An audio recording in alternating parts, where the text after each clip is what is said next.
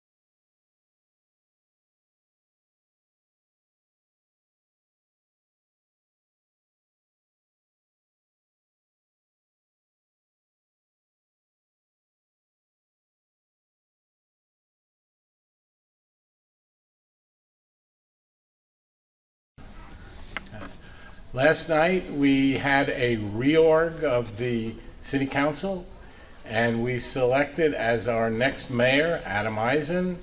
Our next vice mayor is Robert Brownstone. Robert is with us tonight. So I will continue as a council member along with Debbie Ruddick and Deborah Penrose, and Deborah Penrose is with us tonight. So welcome all.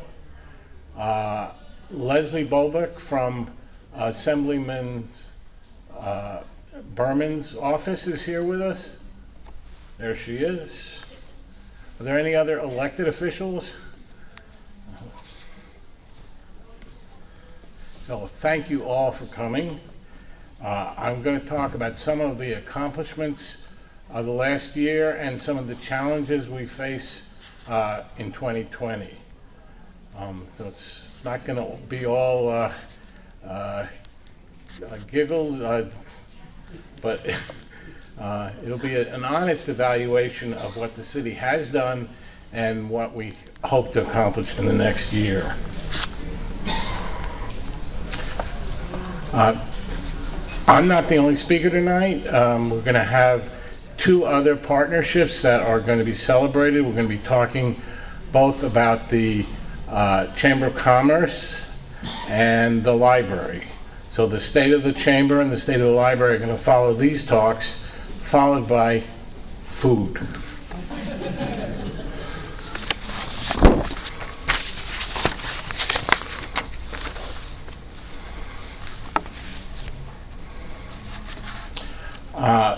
I'm going to divide this talk into 4 themes.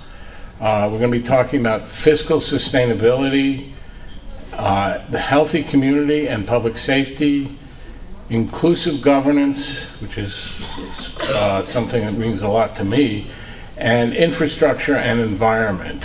So I'm gonna build this talk around these themes. And we'll start with fiscal sustainability.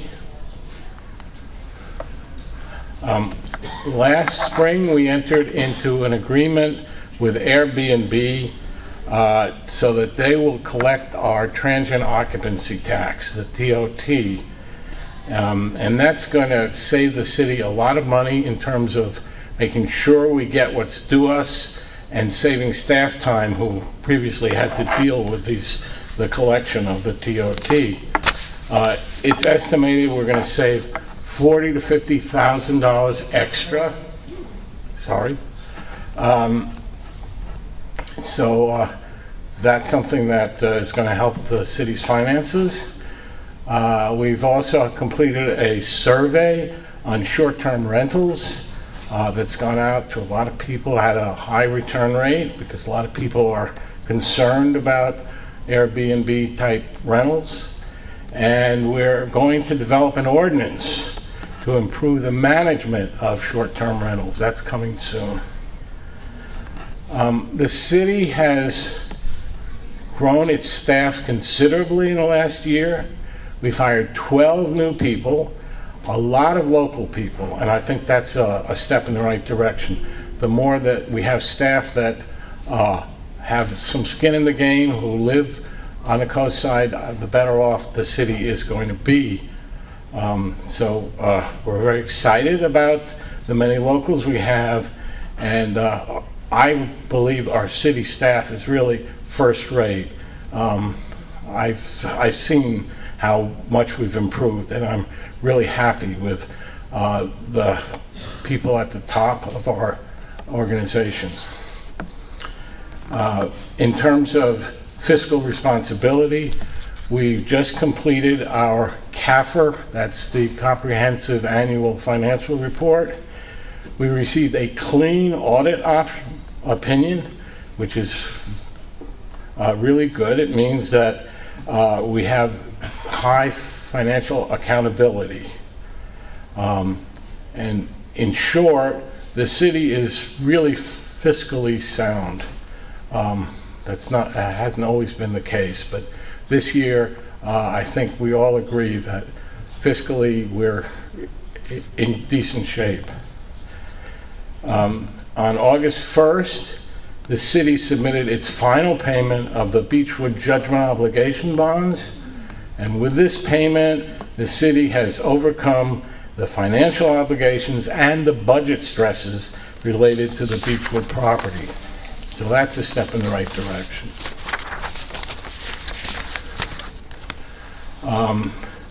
Additionally, this year, we've created an economic uncertainty fund as part of this budget. City Council created a 20% goal for this fund. Currently, we have $2.1 million as part of this fiscal year's budget. The fund is an emergency fund. Some people call it a rainy day fund in case of recessions in the future. The city staff is going to return in the new year with a formal policy for the use of the reserve. I'd like to talk next about healthy communities and public safety. We've recently extended the county sheriff's contract for 3 years to continue providing law enforcement services for the people of our city.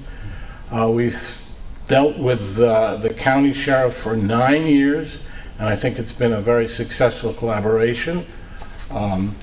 Overall crime has remained low. certainly in comparison to other communities in the Bay Area, and that's because of our partnership with the County Sheriff's Office and city staff's collaboration. Looking ahead to next summer, the Sheriff's Office will deploy the first ever beach patrol to reduce crime there.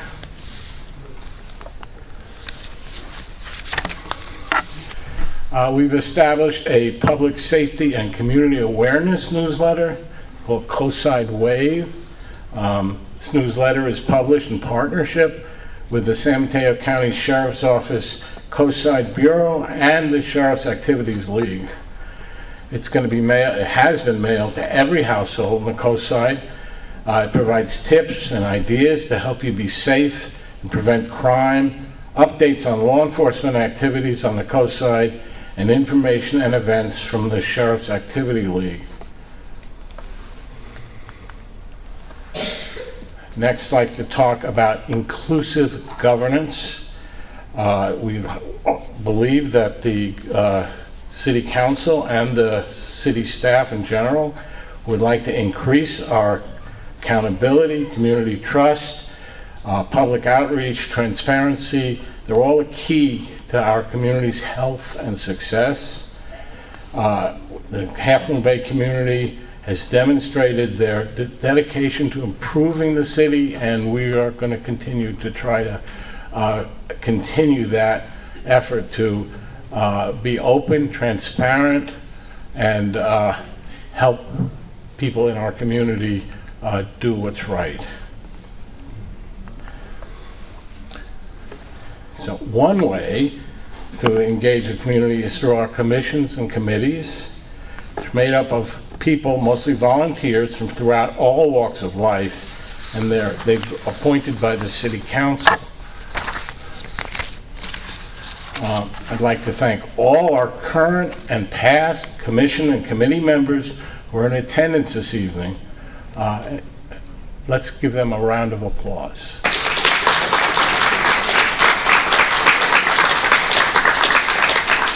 It's often a very thankless job, and we're really appreciative of the work of these volunteers.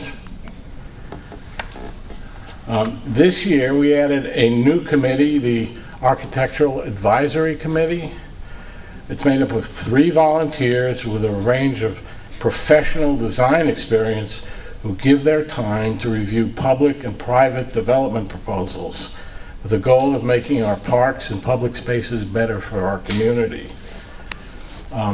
One idea that I championed this year has to do with the ease of which public forum comments can be made at City Council meetings. They are now the first item on every agenda, and the idea is that people who have something to say can come, give their spiel, and split if they choose. That encourages a lot more public participation, and I often think that's the most important part of our City Council meetings, to hear what people really have on their minds. They don't have to then listen to all the reports and proclamations, but they can go home.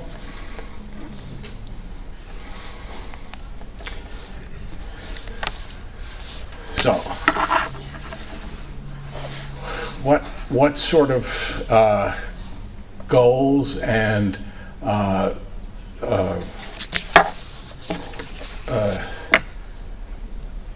priorities have been established by the City Council this year?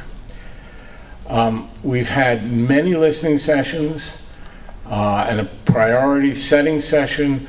Public had a lot of input in what they had to say about our goals and priorities.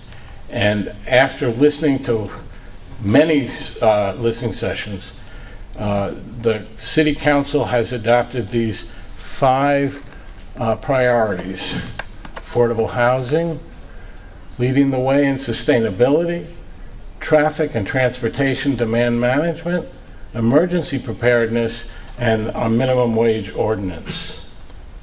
I'm going to highlight each of these in a few minutes.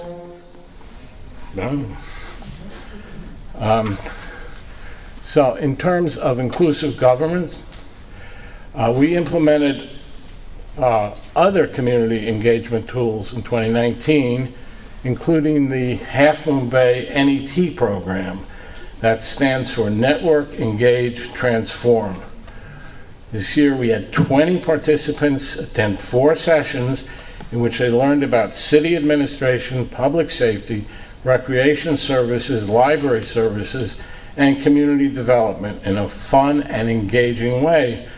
Since the program started, over 100 Half Moon Bay residents have participated in the NET program, and that gives us the basis for future city leaders who have learned enough about how city government works that we can hope that they will participate in the future.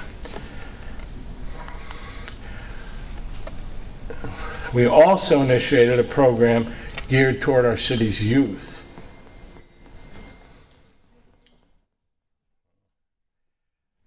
We call it the mic is aimed right at the speaker. Oh, okay.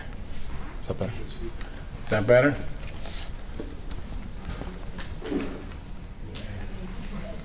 Thanks. We also instituted a program geared toward our city's youth. It's called the Future Leaders Civics Academy. It's a 3-week program and engaged a group of 20 students in 8th through 12th grade and provided some great experience in how government works together with the community to provide services and programs our residents depend on.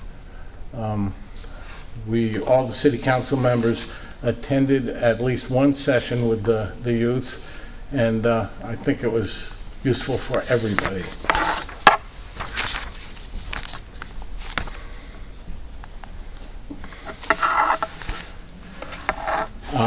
The city held or participated in many community events this year.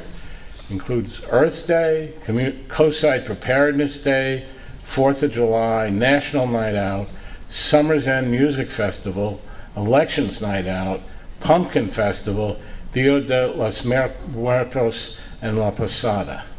And we celebrated the city's 60th anniversary on July 16th. The city was incorporated in 1959. These kinds of events not only bring people together, neighbor to neighbor, but bring the community members closer to the city, helping to make that partnership even stronger. I'll give you some highlights, a few of these events. For Earth Day, the city helped coordinate an event offering composting, paper shredding, e-waste drop-off. We invited various organizations to have information tables at the event. These groups included Peninsula Clean Energy, the library, and Sea Hugger. Secondly, with emergency preparedness being one of the 5 priorities set by the City Council, we coordinated the inaugural Kosai Preparedness Day, where over 20 different emergency preparedness organizations talked with and provided information to attendees on how they can best be prepared to withstand and recover from an emergency. This was a wildly successful first event of its kind, and many families let us know that the information was extremely valuable, practical, and useful. At the 4th of July celebration, the city participated in the parade for the first time with our own float. Our second annual Summer's End concert at Carter Park drew over 1,000 people, showing that it's really become a much beloved annual gathering in the community. There were a lot of people there. Finally, at the city's second annual Elections Night Out event, we pre-registered a number of youth in our community so they are prepared to vote once they turn 18. So that was successful. There were many registrations. And the city is this on? Sorry.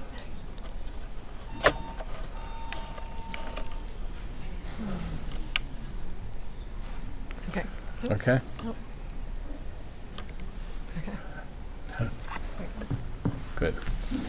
The city is now on social media with our own Facebook, Instagram, and Twitter pages.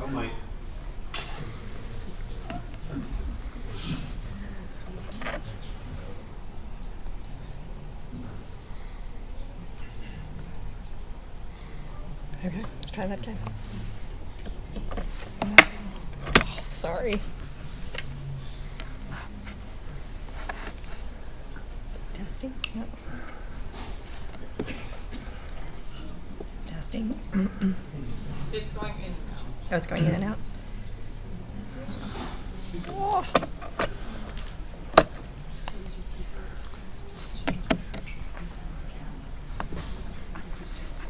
Sorry. It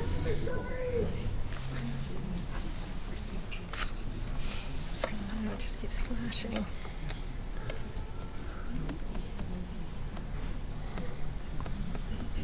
Okay, how's that? Oh.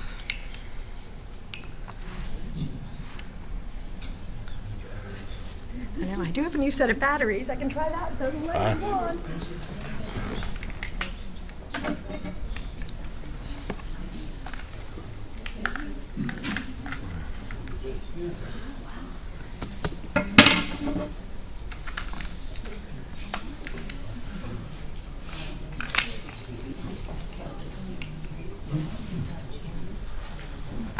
Okay. I think that's good. Thank you.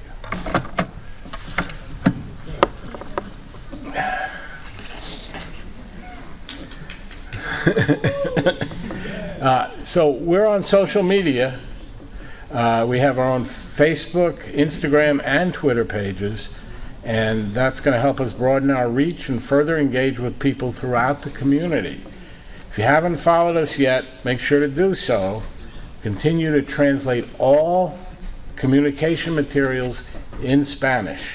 That's all our newsletters, the social media postings, everything is done bilingually.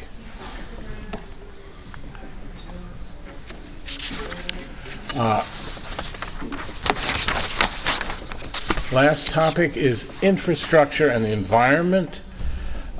This year, the city made great strides in developing and implementing many projects that benefit the Half Moon Bay community of today and the future. So we had the Parks Master Plan was formally adopted by the council in February. That was after an extensive, lengthy, community-based process. The last time this plan was updated was 1995. Additionally, the bike and pedestrian master plan was approved. This is the first time the city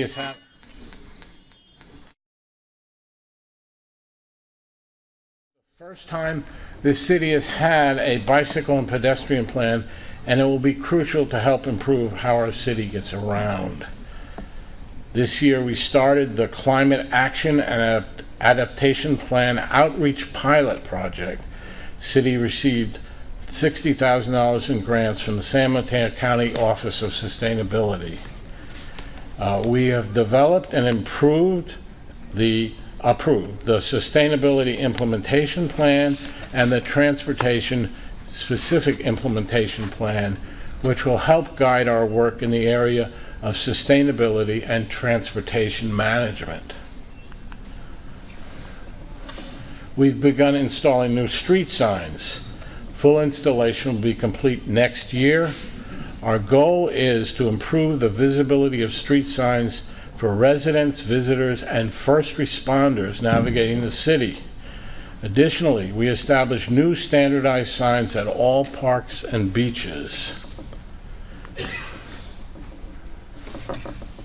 Kelley Avenue Highway 1 drainage improvement project is almost complete. The city's work is expected to improve stormwater conveyance with the goal of reducing flooding at the Cabrillo Unified School District site and residences along Kelley Avenue. Just with this last rainstorm, it's been tested and it works. So there are a lot of residents on Kelley Avenue who are much happier tonight. Looking ahead to 2020, we're going to have two big projects on Highway 1. Highway 1 South will be going out to bid for a construction contract early next year, and a tentative start on construction will be next spring. Highway 1 North will be going out to bid later in the year. Both are really exciting in terms of it making improving the safety on Highway 1 and leading us towards more of a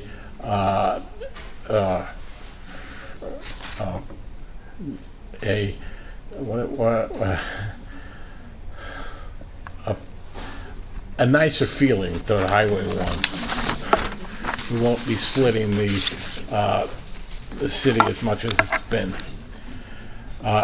The city applied for and received a $350,000 grant to extend the east side portion of the coastal trail, and I think that's been awaited for a long time for many people to have an east side trail. The city also received, this is the bikeway connectivity project, which we are working on with the Bike and Ped Master Plan.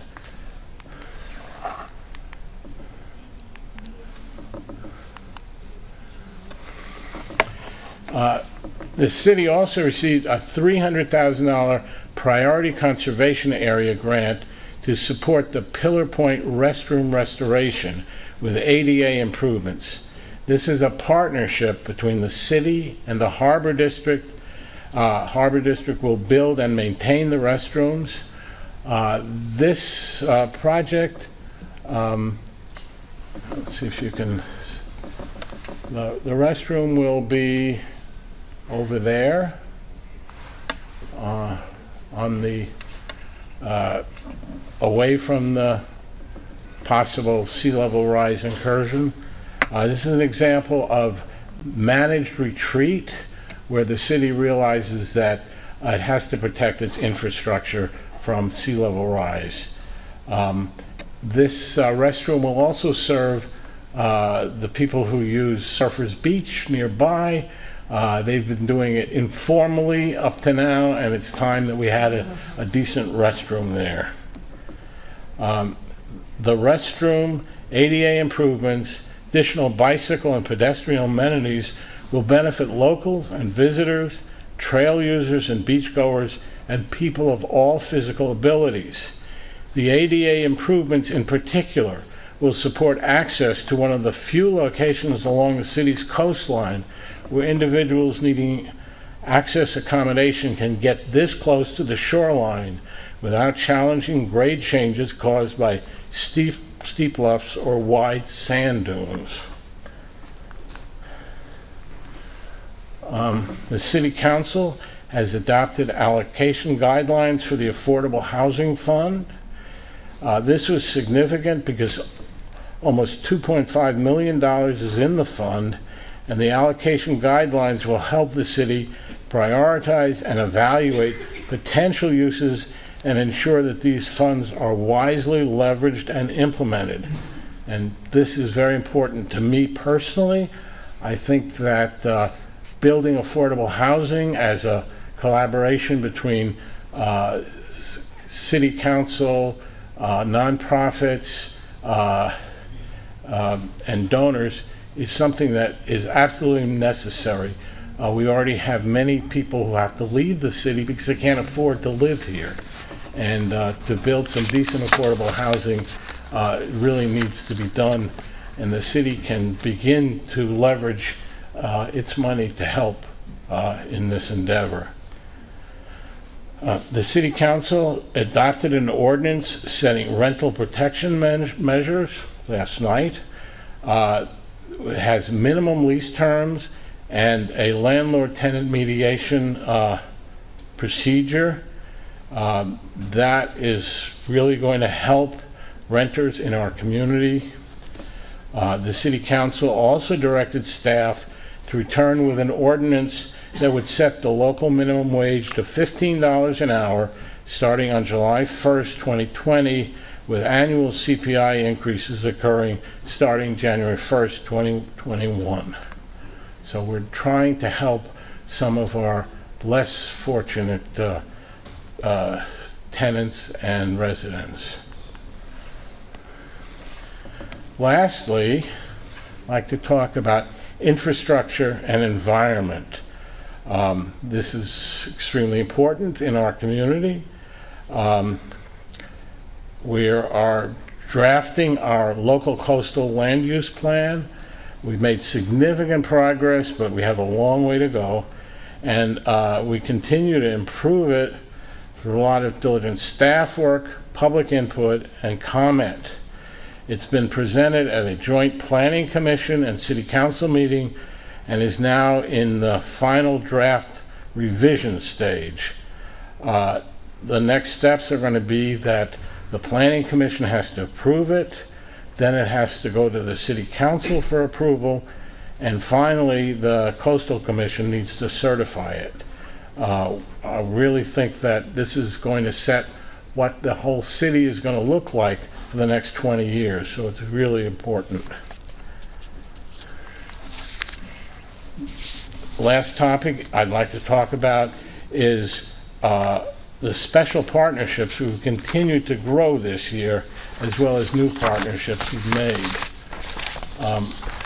This year we had our first 2x2 meeting, which is a new format. We had 2 school board members and 2 city council members meeting together. It's been a long time since the city council collaborated with the school board, and we look forward to continuing these upcoming meetings. One of the things we agreed upon is how to share, share resources so that we can utilize many of the facilities that the school district has, that the community needs, and we make it available to all. This year the Downtown Business Association was formed, and we've had great pleasure working with them to kick off their inaugural events. The city continues to work closely with ALAS, Puente, and Kosai Hope on several initiatives that benefit not only the Latino community, but the greater Half Moon Bay community. We continue to fund the Community Services Financial Assistance Program.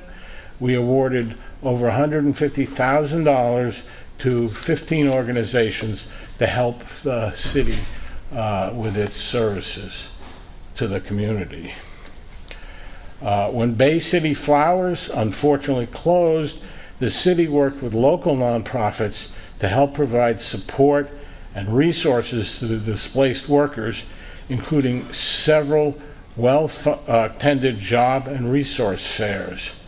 That was really a tragedy that's really affected the community, and the city did what it could to work with state and county agencies to help the displaced workers. This year, the city renewed its contract with Abundant Grace to provide more funding to their Kosai worker program. Additionally, last night the city approved a $300,000 loan to Abundant Grace for the purchase of a property lot to be used as a workforce development center. That's on Kelley Avenue here. Another effort that of collaboration, the city staff coordinated a multi-agency effort to prepare for the Pumpkin Festival. This included the Beautification Committee, Miramar Events, the Sheriff's Office, and Kosai Fire, and it went very safely. During the public safety power shutoffs this past fall, the city provided space at the Ted Adcock Community Center to serve as a charging station, providing power for phones, tablets, and laptops of hundreds of residents over a 2-day period. The city did a good job at providing timely and accurate communication to the community, much better, I must say, than PG&E's communication.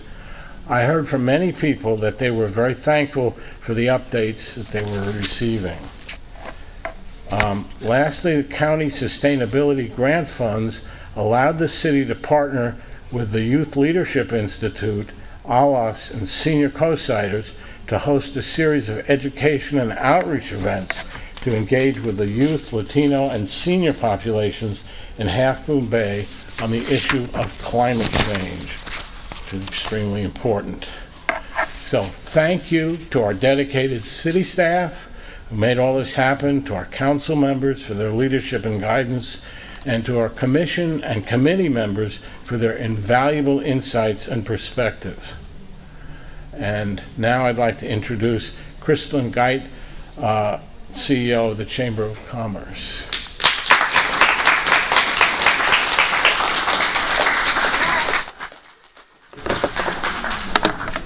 Are you gonna hold it? Yeah. This is probably safer for everybody. I used a different technology, so it's going to take her a second to get that pulled up. But thank you very much. I'm Crystalline Geit, the President and CEO of the Half Moon Bay Kosai Chamber of Commerce. And I have just completed my first full year as the CEO. Thank you. And so this presentation is exciting for me on two fronts because A, our chamber has done a lot of great fun stuff this year and we've accomplished a lot of the goals that we set out to accomplish. And then it's also the completion of my first year, and so it's a laundry list of all the stuff I feel good about. So that's really fun. And I'm gonna see if I can get this up. Oh.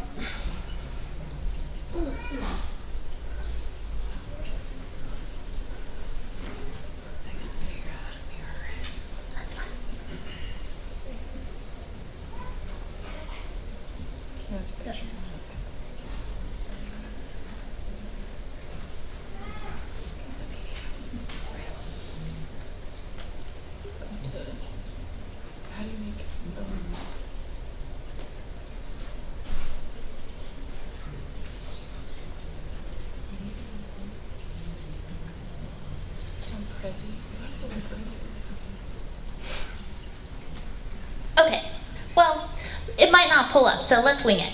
Shall we? That's the chamber way.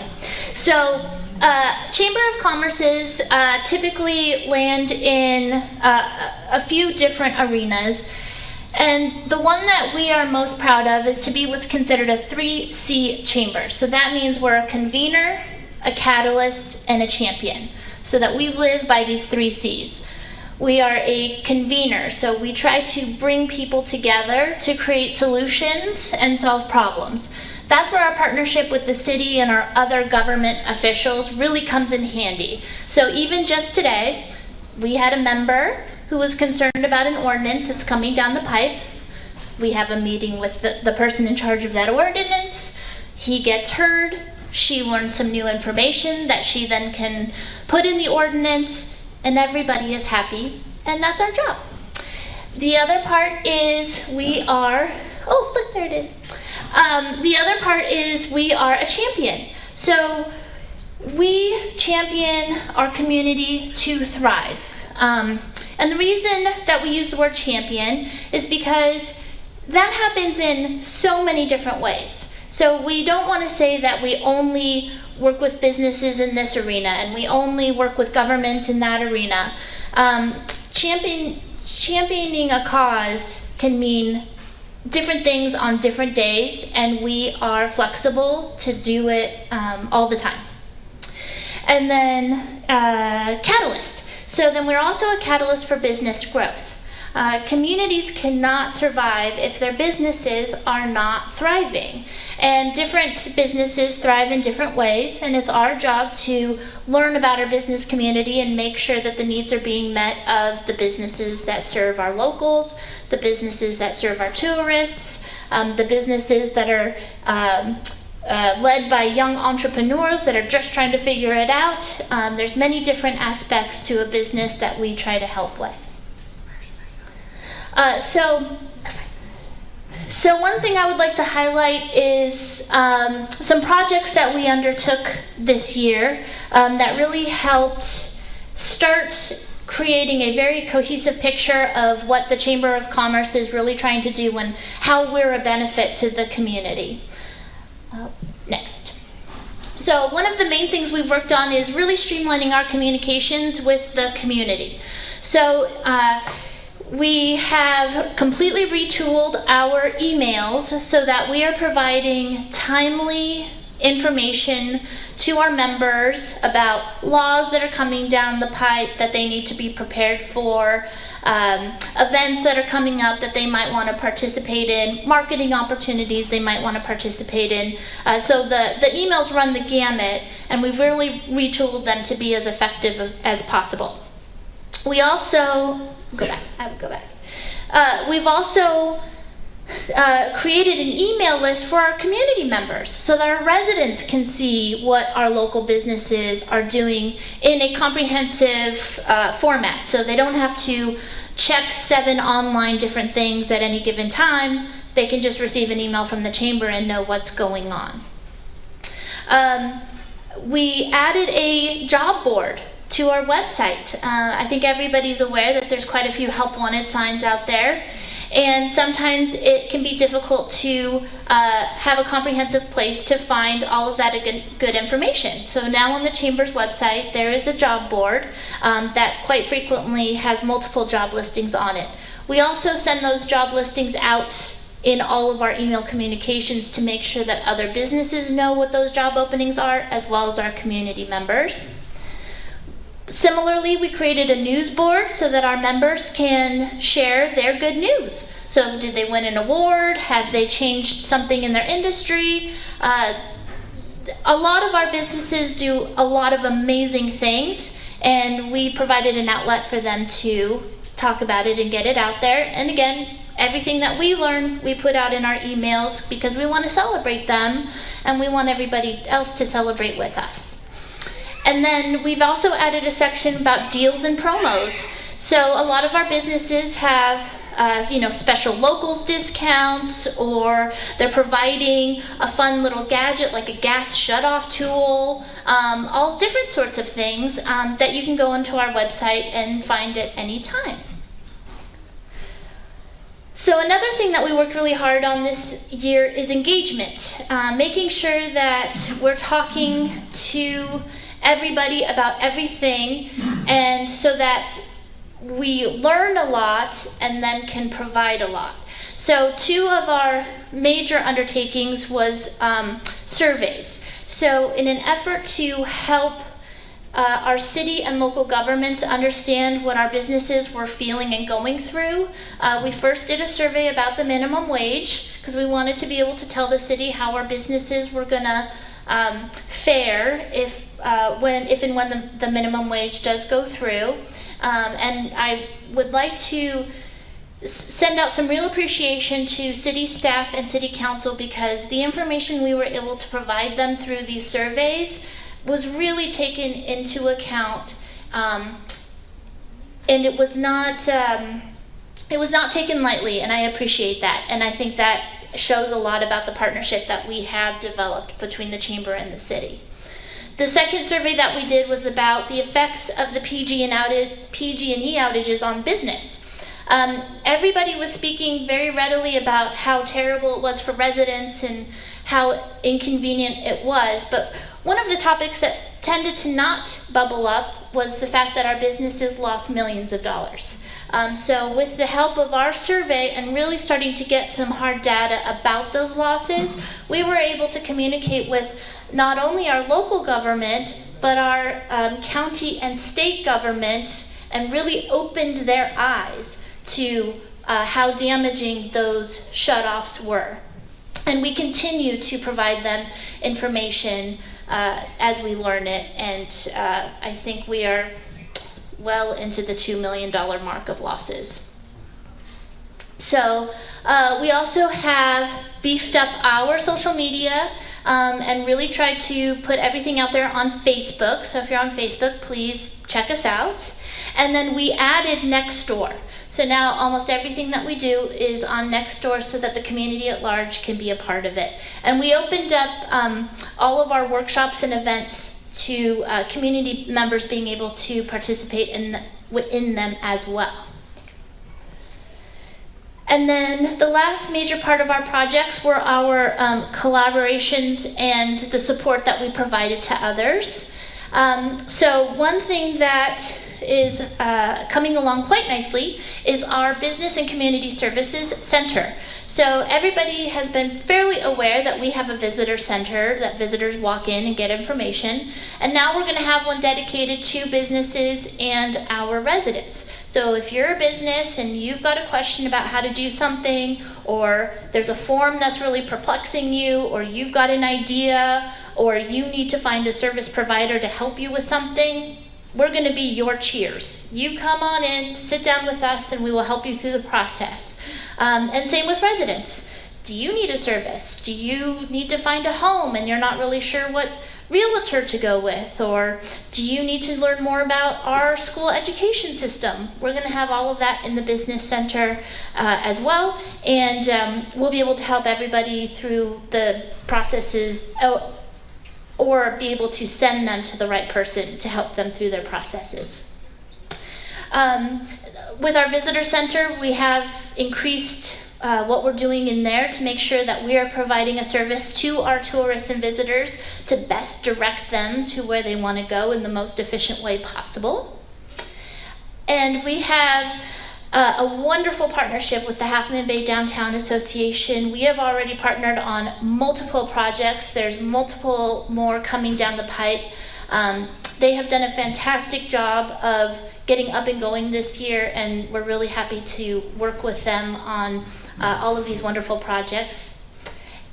We did participate in the Bay City Flowers job fairs.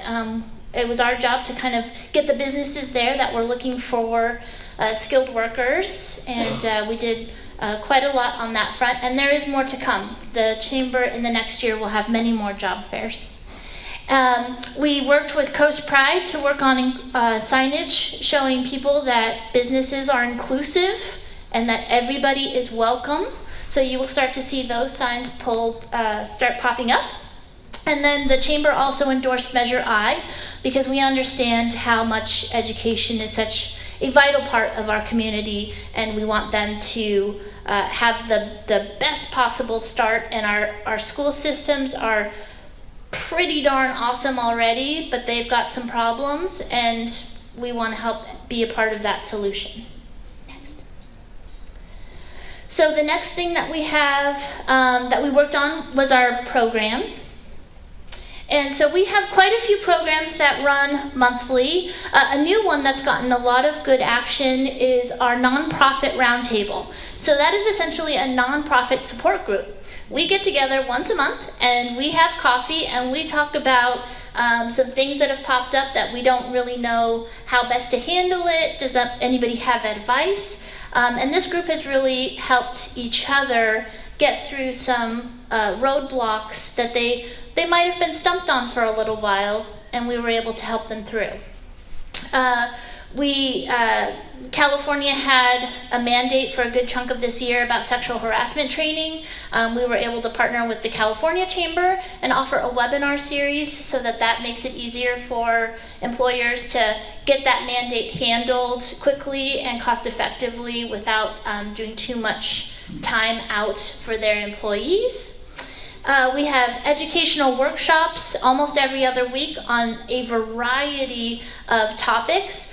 Most workshops are taught by our members, so it's local person teaching local person, and hopefully creating good bonds about the services that they're looking for and the things they want to learn. And the Chamber also participated in the Kosai Disaster Preparedness Day with the city. And then we also worked with Kosai Buzz on their Kosai Disaster Weekend. So we were very, very active in trying to get the community involved in being ready for disaster prep, and that was all pre-PG&E. And then we have committees that are constantly working towards the betterment of the community. So we have a government affairs committee, an education committee, a marketing committee, an events committee, and an ambassadors committee. And each one of those committee members are dedicated to certain causes, And they work very, very hard to make sure that they reach goals and that everything that they're doing is for the enrichment of the entire community. Next. And then the last thing that we accomplished this year is our many, many events. And so we have events from annual awards dinner to our beloved teachers supplies party, which helps get teachers supplies at kind of the just past the mid-mark of their year when they start running low on things. And the 4th of July barbecue, Farm Fish and Flowers, which is fantastic. Everybody knows and loves our agricultural heritage. And this actually allows people to get out on the farm and check them out and talk to the farmers. And it's quite interesting to watch them go around and learn about all these different things. We were a part of Pumpkin Fest in multiple ways as a participant. And then this couple Saturdays ago, we did a nice Shop Small Saturday, which is the American Express National Day. But we were out in the rain on Main Street telling people where to go to get their goods, and we had a great flyer that we partnered with the Half Moon Bay Downtown Association on. So that was wonderful. And then we had Night of Lights, so I hope you guys were with us this past Friday, and thankfully the rain held out to the last possible second. And we did 9 ribbon cuttings this year for businesses that were either opening or celebrating anniversary milestones. And we have even, I think, more coming down the pipe next year. So we did quite a bit on the event front as well to help celebrate our community in a variety of ways.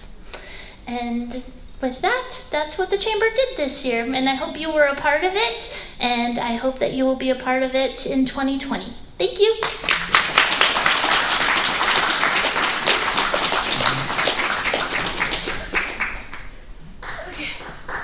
Had some trouble getting off the floor there.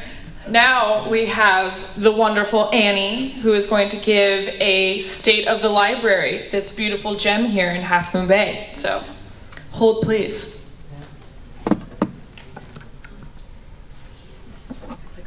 Yeah.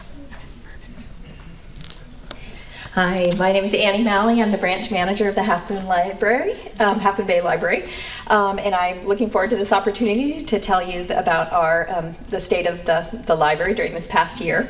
So the theme for this evening is celebrating partnerships at the Half Moon Bay Library is a perfect example of partnerships in action. This facility was built with city funds and San Mateo County funds. And then over $1 million was contributed by the San Mateo County Libraries Joint Powers Authority, and then almost $1 million was donated or was fundraised by the Friends of the Half Moon Bay Library. Library services in this facility are provided by San Mateo County Libraries, and city public works staff do an amazing job keeping the building up and running. So I'm next going to highlight some of the usage. Oops, maybe. There we go. So since we've been into this library, we have increased our usage considerably. So 146,000 new library cards and a 50% increase in patron visits in the new library.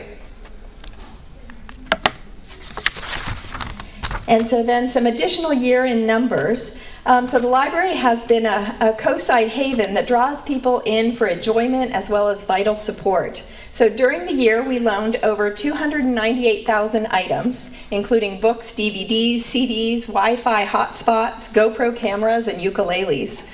Over 215,000 people visited the library, and then we offered over 1,400 programs with over 40,000 people attending. And we went to 150 outreach events and gave out almost 9,000 free books. We love that when we go to events, people just now expect us to show up with free books to give out. So even today we had a bike repair day over at Cunha, which wasn't the best day for a bike repair day, but we still were able to give out 50 free books at that. So that was great. And then we would not be able to offer all the programs and outreach without our partnerships. So programs are offered by city staff and library staff. Many library programs happen because of the generous financial support of the Friends of the Half Moon Bay Library. State, county, and local agencies provide programming, and we are extremely grateful for all of the local nonprofits and residents that partner with us and share their many and varied talents. And then I was going to go and read all of the partners, but there's so many of them, and I'm afraid I would leave people out. But you all know who you are, but we basically partner with everybody locally. So this library is spectacular, and we have been given a great number of awards. At last count, it was 8 awards since we opened. 2 more came in today. So we received the Project of the Year Award in the Sustainability Green category for American Public Works Association Silicon Valley, and the city has got a lot of credit for that. A Green Building Award sponsored by Sustainable San Mateo County and the American Institute of Architects of San Mateo County. An Honor Award in Social Responsibility category for the International Interior Design Association of Northern California. A special commendation for sustainable community infrastructure from the American Institute of Architects in San Francisco. And then we were one of 6 libraries recognized by the American Institute of Architects and the American Library Association for excellence in architectural design. Just to provide context, 6 libraries received that award, 2 from Canada, 4 from the US. We were the smallest library of the group. And then even like one of the Canadian libraries had its own metro stop. So anyway, so we're very proud about that one. But wait, there's more. So today it was announced that we were one of 6 libraries awarded landmark status by Library Journal. And this is given out, I think it's every 2 or 3 years. And so we were one of 6, and we were recognized for a paradigm-shifting library designed around communities' changing needs. So that was one of the big awards that we received. And then locally, we were recognized by the Half Moon Bay Review readers as the favorite place to take kids after school. And just today, Crystalline shared the news that we received the Half Moon Bay Kosai Chamber of Commerce Education Award. So that is our award so far, and we really couldn't do that without all of our partnerships with the city, the nonprofits, all the architects, all the different groups that really make this library happen. So talking about sustainability, sorry, I'm getting over this cold that everybody else has. We gave out over 200 free flu shots a couple of months ago through Stanford, and we're still managing to get sick. So we are excited by the sustainability functions of the library. We recently received LEED Platinum certification, and we are on track to be a zero net energy building. We have been certified as a green business by the California Green Business Network. And so we are honored that the Half Moon Bay Library is celebrated and distinguished as one of the finest examples of what it means to go green. So speaking about the library, I wanted to highlight one of the first things that we did in 2019, which was to ring in the new year with the removal of financial barriers to ensure that every single member of our community has free, equitable access to our resources. So we got rid of fines. But if you do holds, you've probably noticed that you still might get a few fines. So the city libraries did not get rid of fines. So I just wanted to make a plug that if you have any fines on your card, there are barrels downstairs that you can bring cans of food, and the food goes to Kosai Hope, and then we waive fines for any other library except for Menlo Park. So Menlo Park doesn't like to play. So welcoming everyone. So to promote inclusion and equity in our communities, we partnered with other Bay Area libraries and expanded services and reduced barriers for people with disabilities. Our staff have been trained on disability awareness, our collections and programs have expanded, and new resources such as inclusive and sensory kits for families are now available for checkout. We also partner with the State Department of Rehabilitation and the school district to provide employment opportunities for students with disabilities. And if you ever have an opportunity, usually the last Friday of the month, The Friends of the Library sponsor a party for adults with disabilities, and it is just a blast. We have dancing, we have food, we have crafts. So I invite you all to come in and check out that event. We also received a grant through the California State Library to expand our resources to local veterans in our community. So we offer a monthly visit from the VA Medical Outreach Van. We offer a variety of programming related to veterans and provide individual support for veterans in our community. And so the VA Medical Outreach Van will be at the library this Friday from 10 to 2. And local resident Ed Martin will present a Pearl Harbor display and talk at 11 a.m. and we invite you to come participate. So the Makerspace is one of the more popular rooms in the new library, and it's still going strong tonight. I think someone's working on sewing their Christmas presents. So drop by on the Makerspace and you can try out sewing machines, 3D printers, laser cutter, robots, attend coding workshops, technology classes, art classes, and science activities. And if you have ideas of things that we would want to offer in the Makerspace, or if you have a particular skill that you would want to offer in the Makerspace, we have lots of opportunities for volunteers. So in October, we started offering super snacks after school. So this was an opportunity to fill nutrition gaps in our community. We serve meals Monday through Friday from 2:30 to about 3:15 or whenever we run out of the 50 meals. And so far, we've distributed 300 meals during that time period. So library champions, our staff support and challenge each other to create the best experience possible for our patrons. Our commitment to excellence is reflected in our patron surveys. So 89% of our patrons agree that library services meet or exceed their expectations. And then overall, the diversity of our staff has increased, allowing us to better reflect the communities we serve. Additionally, 35% of permanent staff at San Mateo County Libraries are bilingual, which enabled us to provide 664 non-English programs here at Half Moon Bay last year. I also couldn't talk about our library champions without mentioning our wonderful volunteers and friends of the library who advocate and provide direct support for our library. Last fiscal year, our volunteers logged 2,829 hours, and the Friends provided over 40,000 to support programming and supplies. Their continued dedication serves as a constant source of inspiration to the community and to our staff.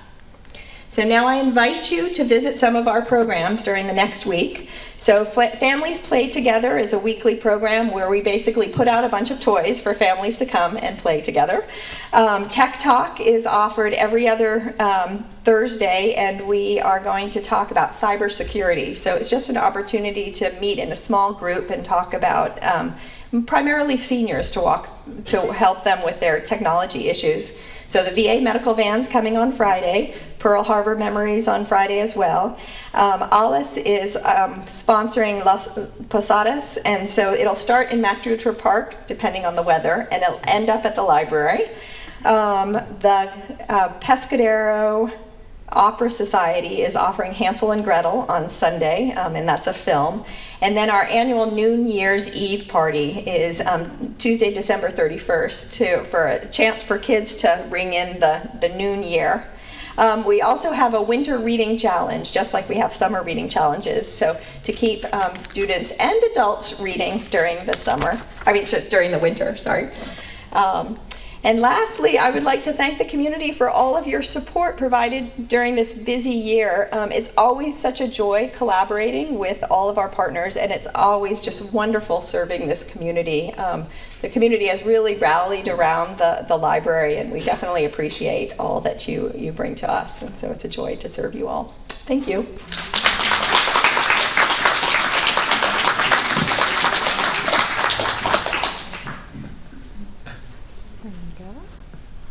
So you see, we really do collaborate.